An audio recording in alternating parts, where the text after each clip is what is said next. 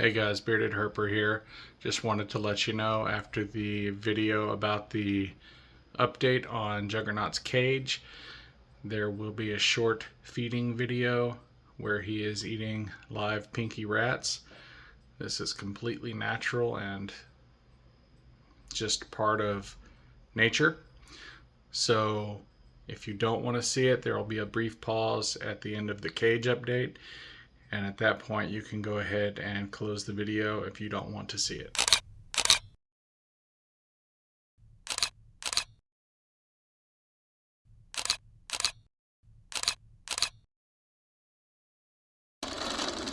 Alright folks, so some people wanted an update on Juggernaut's cage.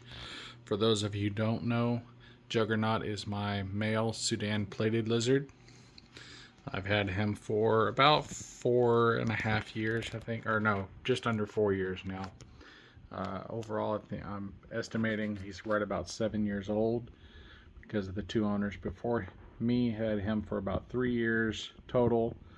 And the first one said that he was still growing, still a juvenile when they got him.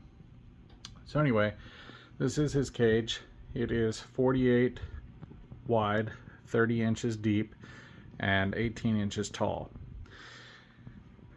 I have heat lamp on the left, option for a heat lamp on the right, LED plant lights on each side, and in the back a Arcadia T5 high output UV lamp that currently is a Dragon, I think 14%. I do plan to bump that down a notch to the next lower level, whatever that is, just because the way I had to mount this fixture in here, because of that little piece of pain in my butt, which was meant for a divider in this cage. Because of that, I had to mount it lower than I wanted to, and it's not a lot, but it makes a difference.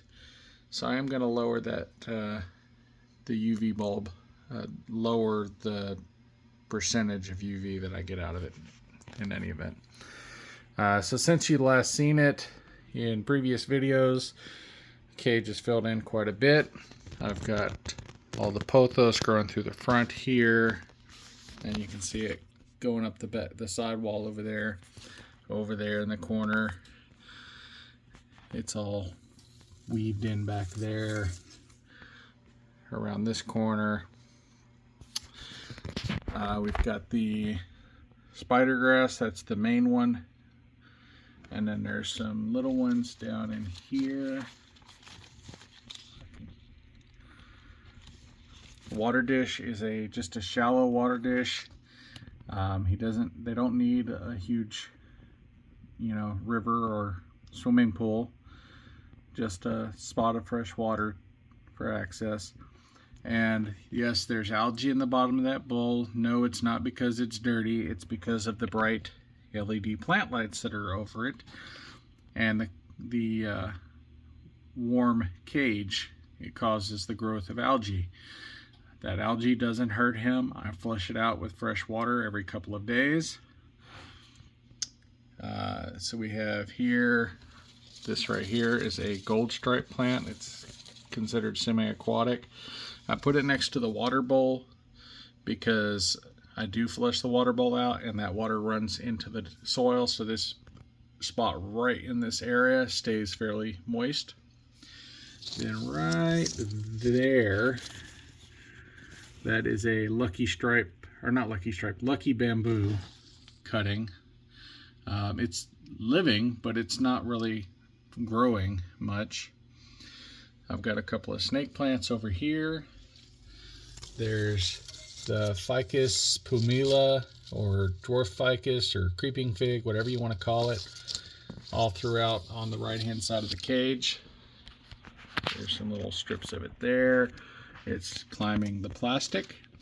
It doesn't get a real strong grip on the plastic, but it does get a grip. All through here.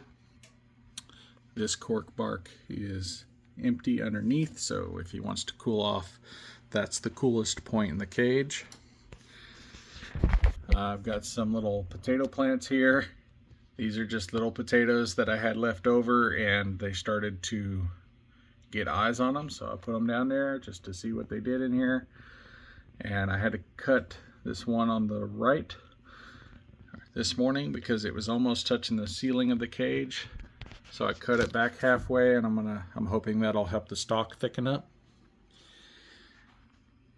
His hide area, so there's a cork tube, or a half a cork tube here, and right behind that spot there, he can get underneath that paver stone, which is on top of 2x4s that have an opening in the front and an opening in the rear, so he can get in and out of there from either side and it can't fall on him.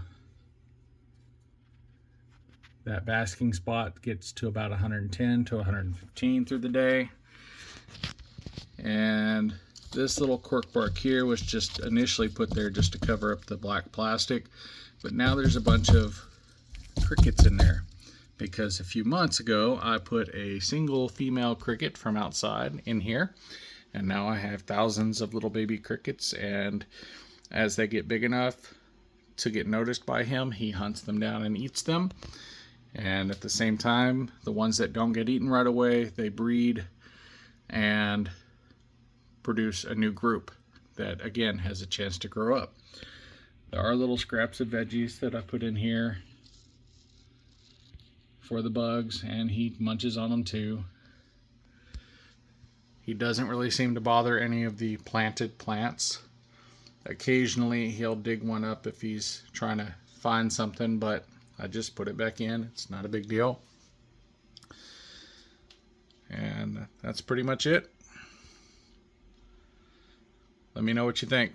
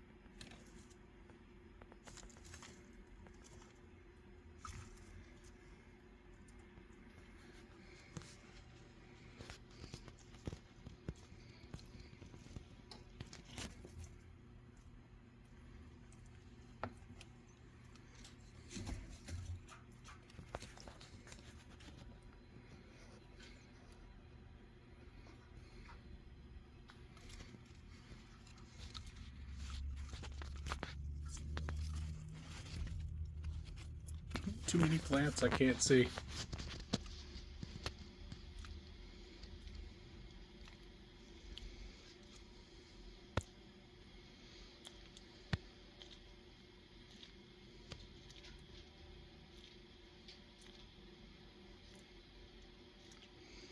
Alright, so that's 3 rat pinkies, and he won't need to eat again for the rest of this week probably. That's a pretty heavy meal for him. Maybe not a full week, maybe 4 days, 5 days.